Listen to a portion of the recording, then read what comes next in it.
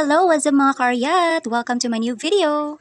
And for today's ganap guys, magsiswimming kami kasama ko ang aking unika iha at aking bestie. Medyo malayo-layo rin ang bahay ng aking bestie sa aming pupuntahan kaya kailangan namin mag-jeep. Late na nga kami niyan mga kaaryat kasi nga late gumising ang aming unika iha. So going through mga kaaryat, malapit na pala kami niyan makarating sa aming pupuntahan. And this is it mga kaaryat, nakarating din kami sa wakas sa Membalat Falls. Guess what guys? Nashock talaga ako. Grabe ang ganda ng view. Sa mga hindi pa pala nakapunta dito guys, ang Membalat Falls ay tinatawag itong prestigious waterfall sa lungsod ng Iligan dahil sa taglay nitong kagandahan. So matatagpuan ito sa lungsod ng Iligan.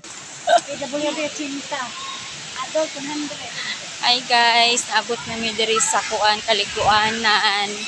This waterfall is located about 10 kilometers from Iligan City Center in Barangay Boroon. This place is a great spot to visit especially for nature lovers who enjoys virgin beauty. Sa mga magpupunta dito, make sure lang na may baon kayong food. Wala po kasing restaurants na malapit dito sa lugar. At para sa kalaman ng lahat, medyo matumal po ang mga sasakyang pumapasok dito kaya much better na magdala kayo ng sasakyan nyo or motor. So let's go mga kaaryat, pasok na tayo! Medyo natagalan nga pala kami sa pagpasok guys kasi nga parang nagdadalawang isip kami kung dito ba talaga kami maliligo. Ang gusto kasi ng unika iha ko, yung may slide ang pool. Pero in fairness guys, maganda naman talaga dito.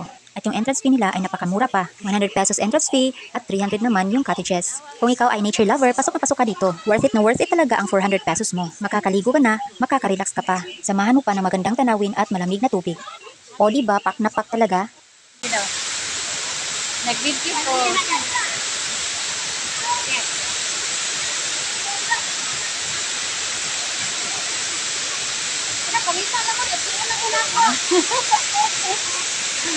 Kita sa view dani. Nasilay Falls guys. Na akong tour guide. Mo na akong tour guide ha. Oh.